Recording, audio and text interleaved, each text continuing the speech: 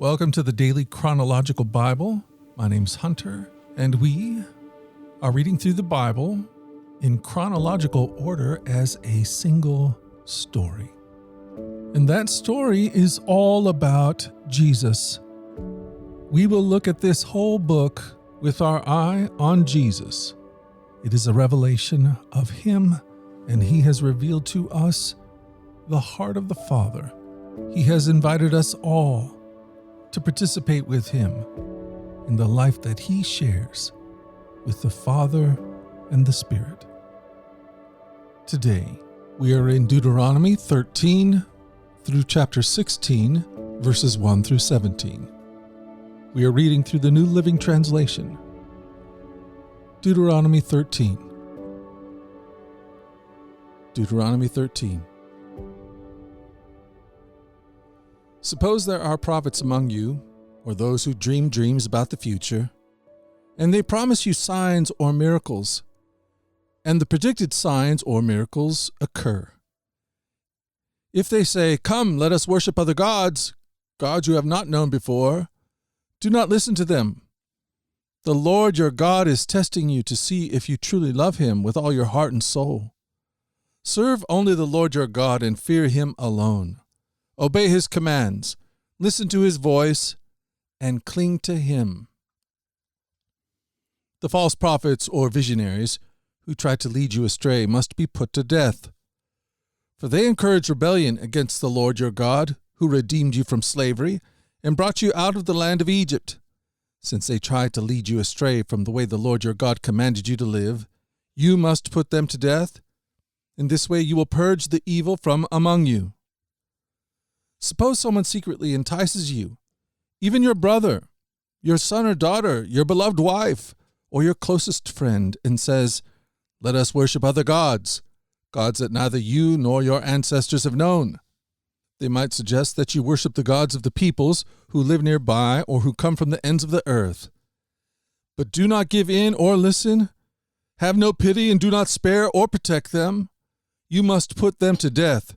Strike the first blow yourself, and then all the people must join in. Stone the guilty ones to death because they have tried to draw you away from the Lord your God, who rescued you from the land of Egypt, the place of slavery. Then all Israel will hear about it and be afraid, and no one will act so wickedly again. Then you will begin to live in the towns the Lord your God is giving you. You may hear that the scoundrels among you are leading your fellow citizens astray by saying, "Let us go worship other gods, gods you have not known before." In such cases, you must examine the facts carefully. If you find that the report is true and such a detestable act has been committed among you, then you must attack the towns and completely destroy all its inhabitants, as well as all the livestock.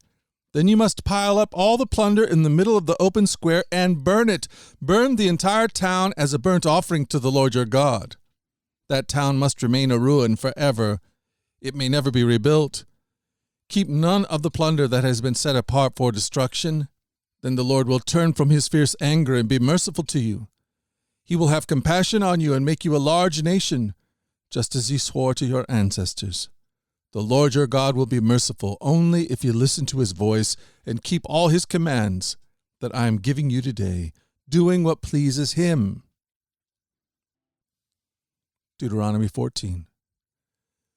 Since you are the people of the Lord your God, never cut yourselves or shave the hair above your foreheads in mourning for the dead.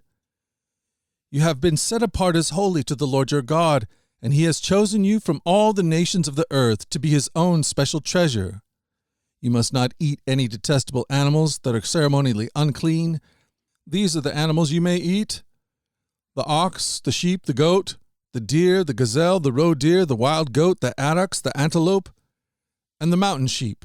You may eat any animal that has completely split hooves and chews the cud.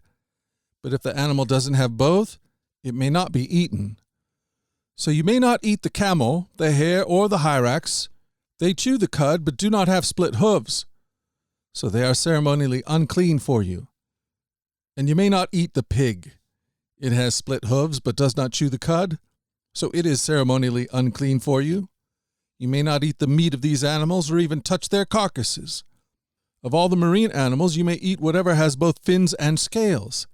You may not, however, eat marine animals that do not have both fins and scales. They are ceremonially unclean for you. You may eat any bird that is ceremonially clean. These are the birds you may not eat: the griffin vulture, the bearded vulture, the black vulture, the kite, the falcon, buzzards of all kinds, ravens of all kinds, the eagle owl, the short-eared owl, the seagull, hawks of all kinds, the little owl, the great owl, the barn owl, the desert owl, the Egyptian vulture, the cormorant, the stork, herons of all kinds, the hoopoe, and the bat. All winged insects that walk along the ground are ceremonially unclean for you, and may not be eaten. But you may eat any winged bird or insect that is ceremonially clean. You must not eat anything that has died a natural death. You may give it to a foreigner living in your town, or you may sell it to a stranger, but do not eat it yourselves, for you are set apart as holy to the Lord your God. You must not cook a young goat in its mother's milk. You must set aside a tithe of your crops, 1/10 of all the crops you've harvested each year. Bring this tithe to the designated place of worship, the place the Lord your God chooses for his name to be honored, and eat it there in his presence. This applies to your tithe of grain, new wine, olive oil, the firstborn male of your flocks and herds. Doing this will teach you always to fear the Lord your God. Now, when the Lord your God blesses you with a good harvest, the place of worship he chooses for his name to be honored might be too far for you to bring the tithe. If so, you may sell the tithe portion of your crops and herds, put the money in a pouch, and go to the place the Lord your God has chosen. When you arrive, you may use the money to buy any kind of food you want: cattle, sheep, goats, wine, other alcoholic drinks. Then feast there in the presence of the Lord your God, and celebrate with your household. And do not neglect the Levites in your town, for they will receive no allotment of land among you. At the end of every third year, bring an entire tithe of that year's harvest and store it in the nearest town. Give it to the Levites, who will receive no allotment of land among you, as well as to the foreigners living among you, the orphans and the widows in your towns, so they can eat and be satisfied. Then the Lord your God will bless you in all your work. Deuteronomy 16. In honor of the Lord your God, celebrate the Passover each year in the early spring in the month of Abib. For that was the month in which the Lord your God brought you out of Egypt by night. Your Passover sacrifice may be from either the flock or the herd, and it must be sacrificed to the Lord your God at the designated place of worship, the place he chooses for his name to be honored. Eat it with bread made without yeast. For 7 days the bread you eat must be made without yeast, as when you escaped from Egypt in such a hurry. Eat this bread, the bread of suffering, so that as long as you live, you will remember the day you departed from Egypt. Let no yeast be found in any house throughout your land for those 7 days, and when you sacrifice the Passover lamb on the evening of the first day, do not let any of the meat remain until the next morning. You may not sacrifice the Passover in just any of the towns that the Lord your God is giving you. You must offer it only in the designated place of worship, the place the Lord your God chooses for his name to be honored.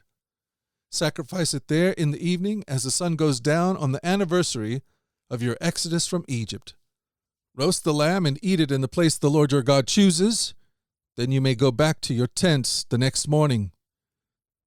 For the next 6 days you may not eat any bread made with yeast. On the 7th day proclaim another holy day in honor of the Lord your God, and no work may be done on that day. Count off 7 weeks from when you first began to cut the grain at the time of harvest, then celebrate the festival of the harvest to honor the Lord your God. Bring him a voluntary offering in proportion to the blessings you have received from him. This is a time to celebrate before the Lord your God at the designated place of worship he will choose for his name to be honored. Celebrate with your sons and daughters, your male and female servants, the Levites from your towns, and the foreigners, orphans, and widows who live among you. Remember that you were once slaves in Egypt, so be careful to obey all these decrees. You must observe the festival of shelters for 7 days at the end of the harvest season, after the grain has been threshed and the grapes have been pressed. This festival will be a happy time of celebrating with your sons and daughters, your male and female servants, and the Levites, foreigners, orphans, and widows from your towns. For 7 days you must celebrate this festival to honor the Lord your God at the place he chooses, for it is he who blesses you with bountiful harvest and gives you success in all your work. This festival will be a time of great joy for all. Each year, every man in Israel must celebrate these 3 festivals: the festival of unleavened bread, the festival of the harvest, and the festival of shelters.